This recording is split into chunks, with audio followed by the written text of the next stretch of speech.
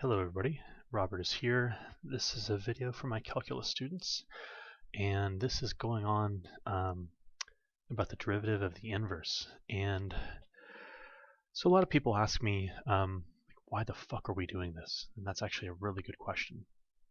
So, before in Algebra 2, Geometry, all those other, math classes that you guys had, especially with those retarded ass fucking teachers, all you guys were doing is just, given formulas, plug and chug, this is how we do shit, blah, blah, blah, blah, blah. In calculus, this is actually a really good place where you get your feet wet in terms of making derivations of like formulas that will, work for your advantage.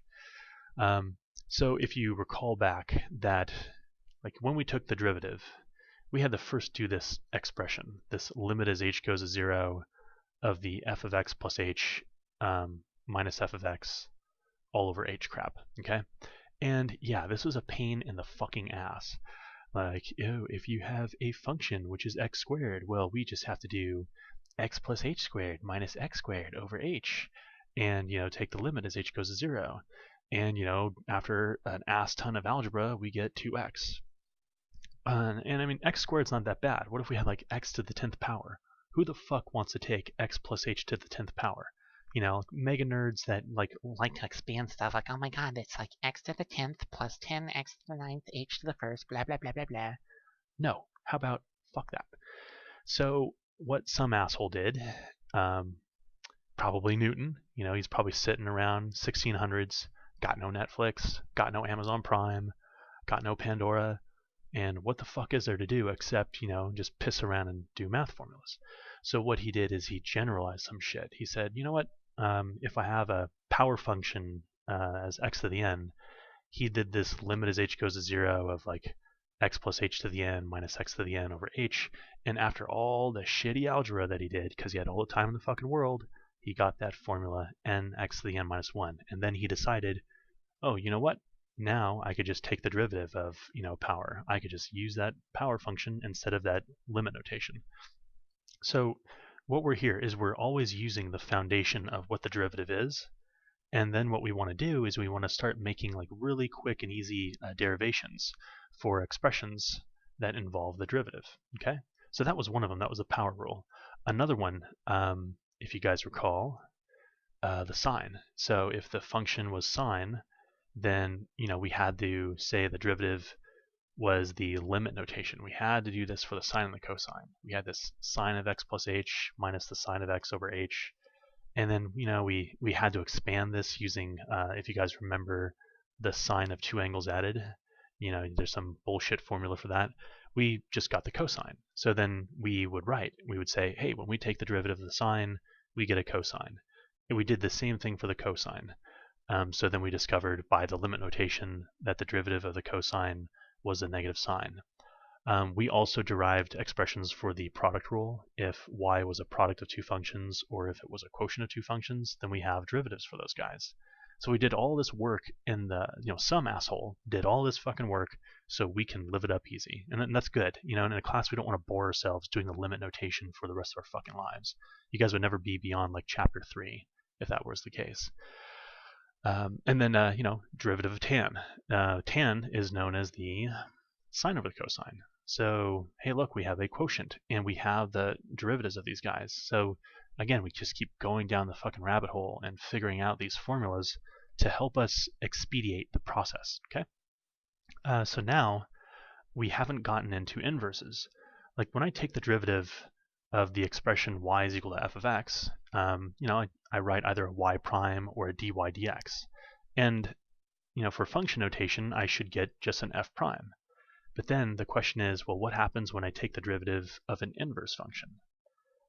Like, what the fuck do we do? Do we do some power rule? I mean, f is written to a -1 power, so do we bring the -1 down and subtract 1 from the power and write this shit? What the fuck is f of -2x? We're just wondering, like, okay, what the hell are we doing? So what we have to do, or what some asshole did way long ago, is he made some general expression. What you do is you let some function, let some inverse exist as y. And then through crafty notation, through manipulating both sides, you're able to go ahead and get this derivative. So here's step one. We just, write up y is an inverse function of x. Step two, what we do is we apply the function notation to both sides. If I apply f to the left side, I also apply f to the right side. And so here we have that the function of y is equal to the function of the inverse of x. This right here is a composite. When you take a composite of a function and its inverse, well, these guys undo each other. It's an x. So this bastard is an x. That's our third step after doing the manipulation.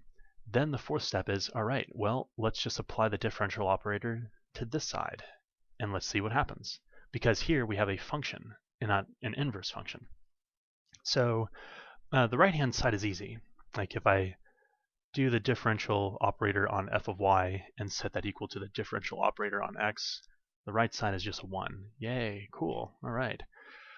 So then what the fuck do we do with the derivative of f of y?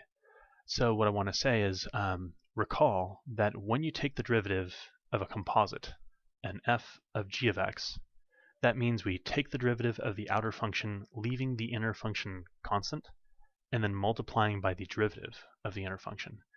So notice that if I take the derivative of f of y, y and g of x are not very much different, just the notation's different. So let's just do the same bullshit. We take the derivative of the outer expression, leaving the inner alone, and then we multiply by the derivative of the inner, which is a big y prime. So the right-hand side we have a 1, the left-hand side we have an f prime of y equal to, times a y prime. And so now we have our derivative. We have a y prime, it's 1 over f prime of y. And still, like we're wondering, okay, cool, what the fuck do we do with that? Like, yeah, neato. Just a fucking formula. So going back, we have a y prime being 1 over f prime of y. What were we, utilizing so far? We knew that y was the inverse function of x. So if we were taking the derivative of y, which was a y prime, then that was the same thing as saying, let's make the statement of taking the derivative of the inverse. Okay? So what this would read is this. We could say that we now have a formula for when we take the derivative of an inverse function. When we take the derivative of an inverse, it's the reciprocal of the derivative of the regular function, the function that was not inversed. So it's that function has the derivative taken of it, and then we apply it to y, which was the original f inverse of x. There it is. There's our shitty formula, and now we actually can put it in action. Let's just do a really easy setup. Recall that one function can be x cubed, and its inverse is just x to the 1/3. X cubed looks like this. It's a cubic that looks like this. Its inverse is, the cubic that was rotated about the origin. It looks like that. Now, I know what the derivative of this inverse is. I know what the derivative of x to the 1/3 is. It's just 1/3 x to the negative 2/3. That's easy. Like, why the fuck do we even need this inverse rule anyways? Well, let's just go ahead and verify that the shit fucking works, right? So if I was to say, if I'm going to take the derivative of my inverse, which was x to the 1/3, I would take the reciprocal of the original function's derivative and then evaluate it at the inverse. So what happens here? Here's my original function. It was x cubed. What's its derivative? It's 3x squared. So I'm going to take the reciprocal of 3x squared, and I'm going to evaluate the original inverse in there. I'm going to place the x to the 1/3 here, and let's just see what happens. So we have a 1 over 3, and when we have x to the 1/3 to the second power, we multiply those powers. And notice that if I bring this fucker up as a negative, it's 1/3 x to the negative 2/3.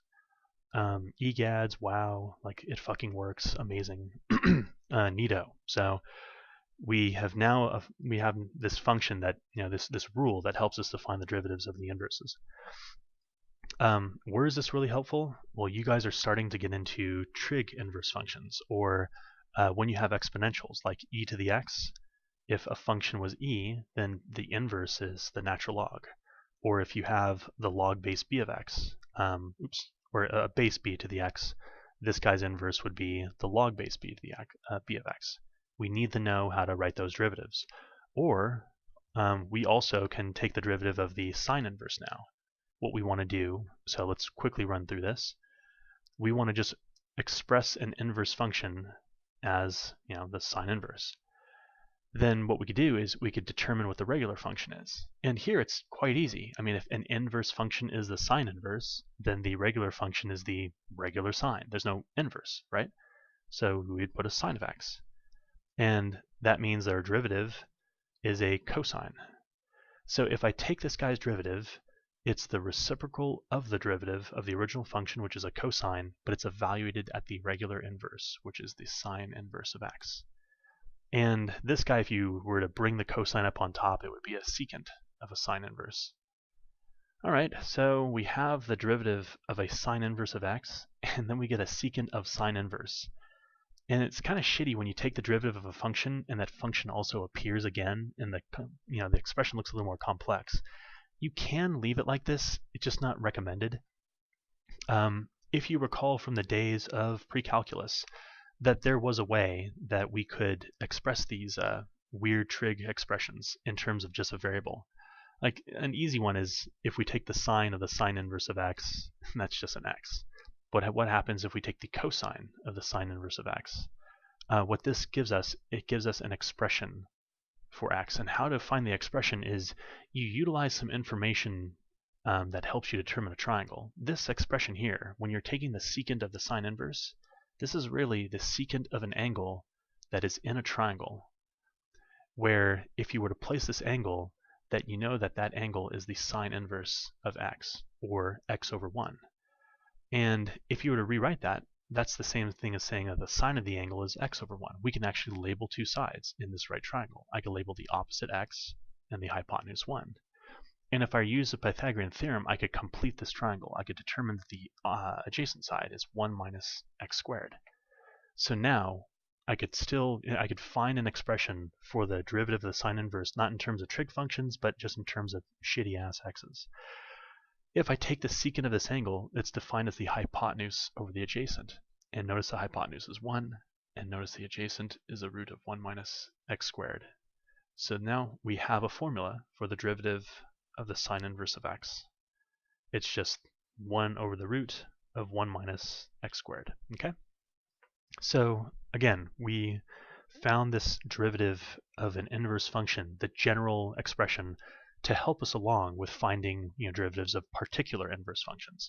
It just makes the legwork really easy. Like you don't have to run on through and perform a derivative a certain way, or again and again and again, kind of like that. What's it called? The limit definition. So I hope that gives a little bit of insight on what you guys want to do in terms of your video presentation. I do have a couple ideas I could discuss with a few of you if you would like on how you make your presentation kind of fun without making it completely corny like a rap music video. So anyways, I hope you guys enjoyed that video, and I will talk to you later. Take care.